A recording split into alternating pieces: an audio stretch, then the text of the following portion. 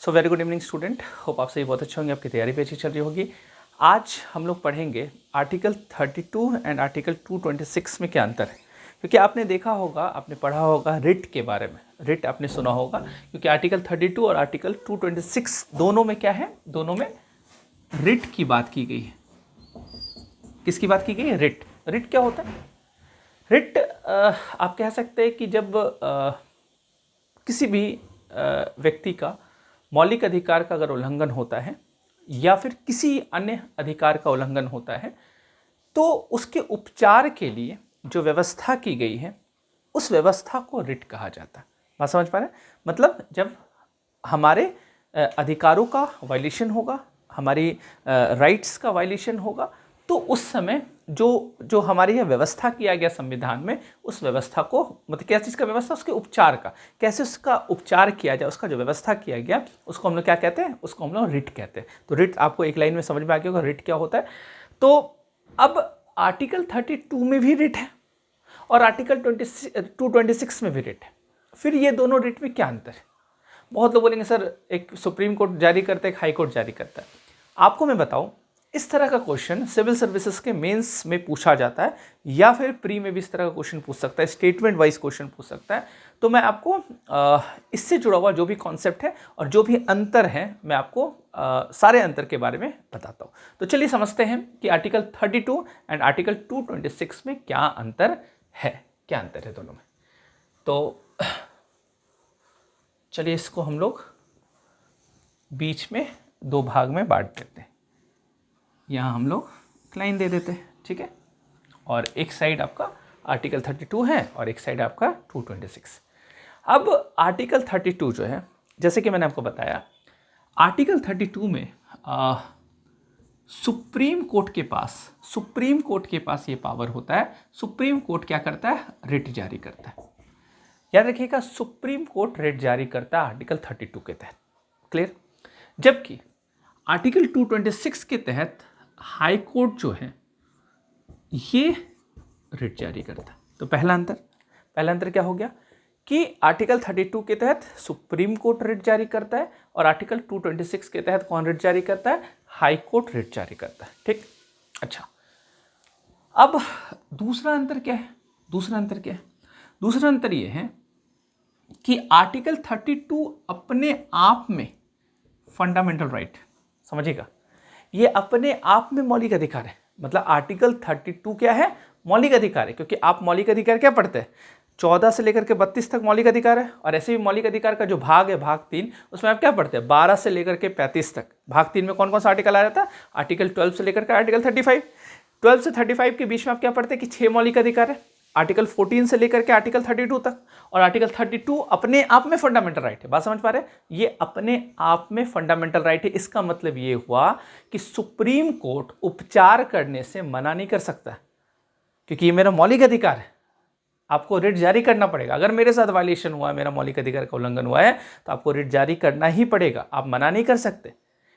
यही वजह था ना कि डॉक्टर अंबेडकर कहते हैं कि आर्टिकल 32 संविधान की क्या है? आत्मा है, सोल ऑफ द कॉन्स्टिट्यूशन। ऐसे इसको सोल नहीं कहे वो, क्योंकि ये आपको राइट दे दिया गया और कहीं पे संरक्षण देता ही नहीं, तो वो तो टीथलेस टाइगर जैसा हो जाता आपका अधिकार।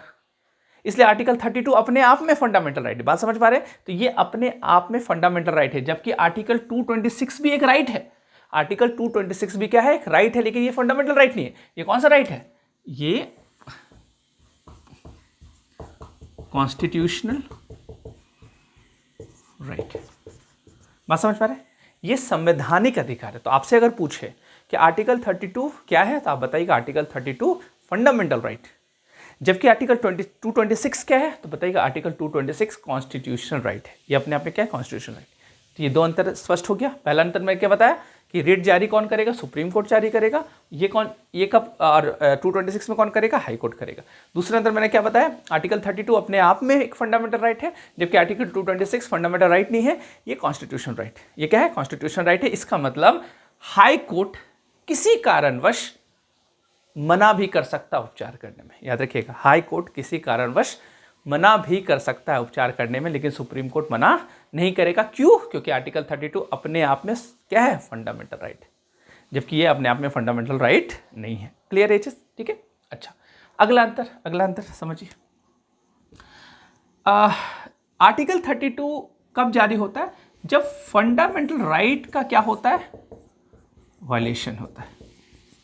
जब फंडामेंटल राइट का वायलेशन होता है तब आर्टिकल 32 जारी होता है। इसका मतलब फंडामेंटल राइट के अलावा कोई अन्य अधिकार जो आपको, अन्य राइट जो है, अदर राइट जो है, उसका अगर वायलेशन होगा तो आर्टिकल 32 के तहत रिट जारी नहीं होता।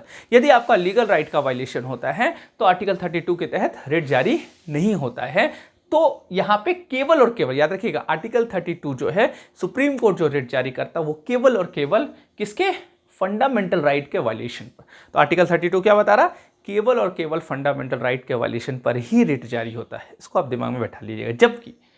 जबकि आर्टिकल 226 जो है, ये तो फंडामेंटल राइट तो है ही, इसके साथ साथ अगर लीगल राइट इसका अगर वायलेशन होता है, या फिर यहां मैं लिख देता हूं जो कॉन्स्टिट्यूशनल राइट है,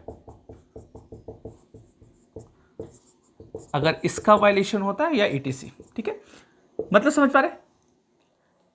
226 जो है ये मौलिक अधिकार के साथ साथ जो आपका वैधानिक अधिकार है, जो आपका संवैधानिक अधिकार है, ये सब अधिकार का भी अगर वायलेशन होता है तो ये रिट जारी करेगा, है ना, ये रिट जारी करेगा। बात समझ पा रहे? तो ये चीज आप ध्यान रखिएगा।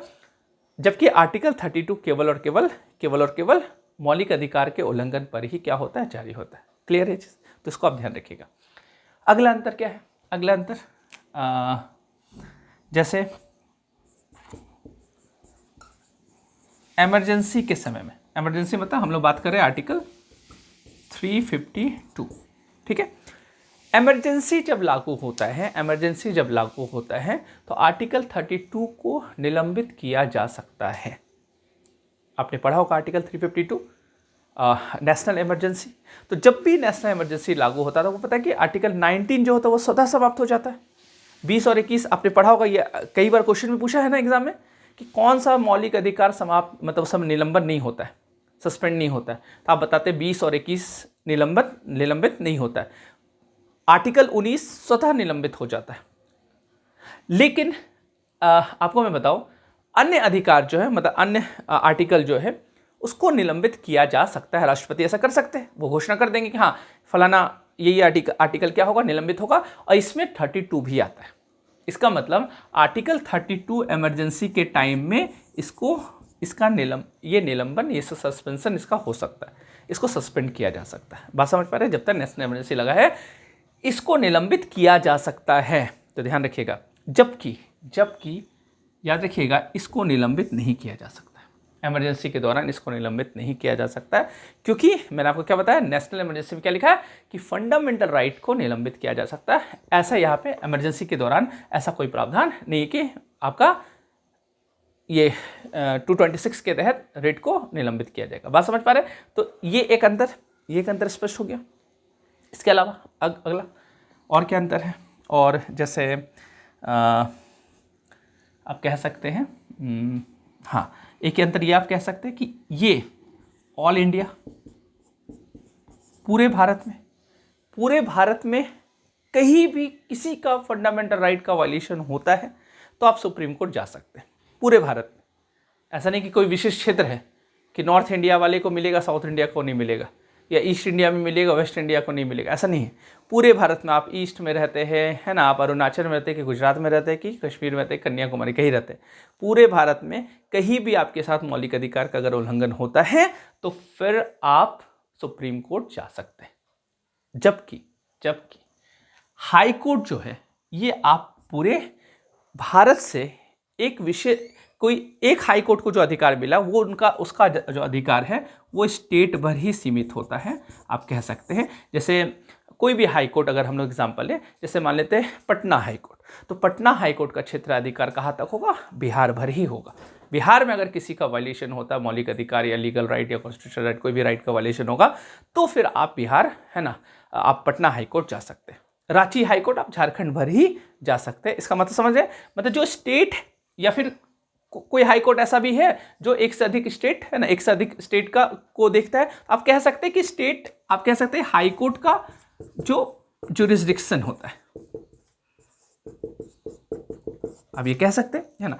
हाईकोर्ट का जो जुरिस्डिक्शन होता है, मतलब उसका जो क्षेत्राधिकार है, हाईकोर्ट का जो क्या है, क्षेत्राधिकार है, वो क्षेत्राधिकार में वो वहाँ पे आप उसमें जा सकते हैं। ऐसे तो जैसे मान लेते हैं झारखंड में आपका फंडामेंटल राइट का वायलेशन हो, आप चाह रहे हैं कि हाईकोर्ट या कोई लीगल राइट का वायलेशन हो झारखंड में, तो आप चाहेंगे कि पटना हम हाईकोर्ट में वहाँ पे रेट जारी, नहीं पटना में नहीं होगा, कहाँ पे होगा, रांची में होगा। बात समझ पा रहे हैं। तो इसका मतलब क्या हुआ कि ये कहीं पे भी ऑल ओवर इंडिया में कहीं पे भी वायलेशन होने से सुप्रीम कोर्ट आर्टिकल 32 के तहत रिट जारी करेगा, जबकि ये उसके जो जिस हाई कोर्ट में आप जा रहे हैं उस हाई कोर्ट का जो क्षेत्राधिकार है वो अपने क्षेत्राधिकार में क्या करेगा, रिट जारी करेगा। बात समझ पा रहे हैं।